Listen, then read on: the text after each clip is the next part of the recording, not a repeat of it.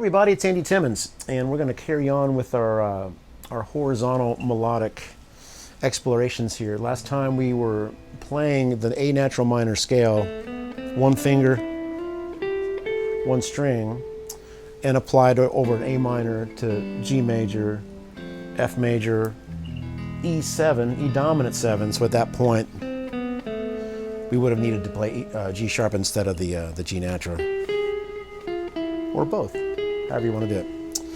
And realizing that globally, that scale, those notes work over each chord, but it's really handy to know over each chord what those chord tones are. And that's a huge component to my playing, in that I'm rarely thinking of scales when I'm playing. I'm treating each chord individually. I'm treating each chord as, at that moment, as its own thing. You know, certainly the chord before it, the chord after it is gonna affect my choices, but it's really about when that G major's happening. You know, I know all those A minor notes work, but I'm really a lot more aware of the G, B, and D notes.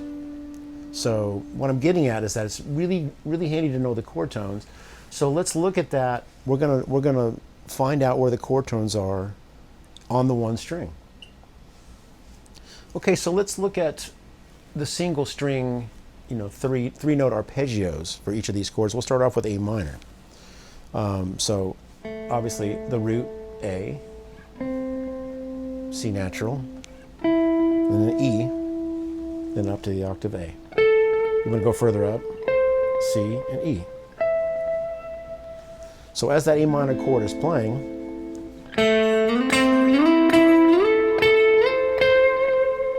those are the most consonant notes we can play. No tension, but those at some point over the bar are nice to hear, to give the listener the idea of the harmony that's happening.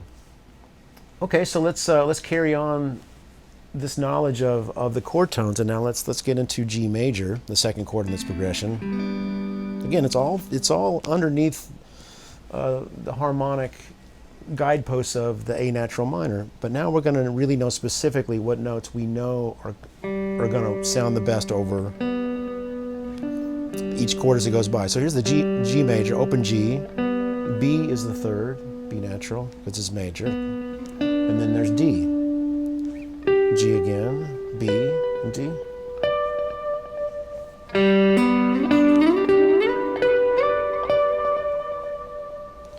Let's do the same. Let's do the same for F major. The lowest note we can fret that's consonant to the F major is A, which is the third, because it's F-A-C is how you spell F major. So A, C, F, A, C, F. Another thing to point out, in addition to the A and the C and the F, which are the F major triad notes, the major seventh actually sounds usually sweeter to me than playing the F, and I'll demonstrate that when we do the playthrough later. That's just, to me, something my ear it gravitates towards. And if we're going to also include our friend E7 here, but that's where we change out of the scale slightly. We have to sharpen the G to the G sharp, because that's the third of that E7 chord. So I'm going to include the seventh as well, because it's quite a musical note. So we've got G sharp, B, D, F, or E. But let's keep it G sharp, B, D, E, G sharp, B, D, E. The F is another nice extension sometimes, because it's a flat 9. It's a beautiful, can be a beautiful sound. Okay, so now we've got our guideposts. Let's do some playing now.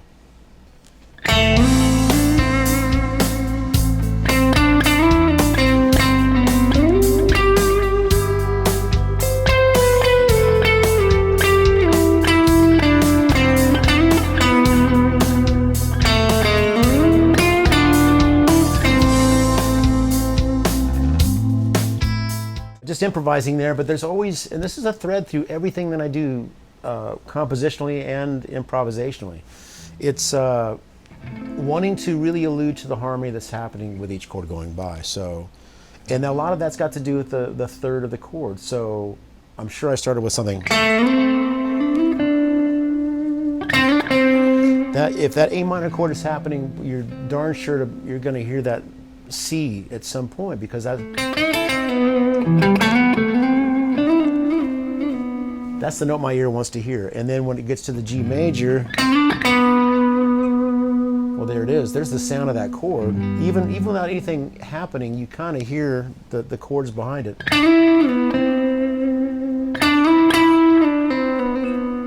Right? And then if I were to play,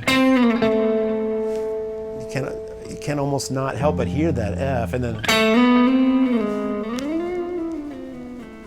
right? And if I play that G sharp, man, so that's kind of the thing, that the players that I love so much growing up, once I got into a bit more jazz, guys like Larry Carlton and Steve Lukather and Robin Ford, though they were coming from a rock and roll kind of sound and background, there was so much of this information going on their playing. And then when I went deeper back and really studied, Wes and Barney Kessel and Joe Pass, that's what's happening in the jazz world. They're having to voice lead and melodically weave through these chord changes. And there's a lot of that, I think, that's influenced my overall musical ideas, that I really want to hear those thirds as I go by, or any chord tone. So again, if I was on that A, there's the notes of the arpeggio, but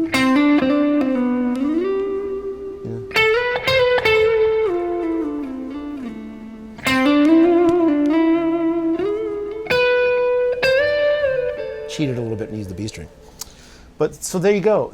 That's the thing to now start to focus on, that you've got a little bit more knowledge horizontally of where these chord tones are. The idea is, it's kind of almost like a game. It's like weaving through each note as it can resolve into a chord tone, and then non-chord tones will obviously sound like they want to go somewhere. And we'll talk more about that tension and release coming up.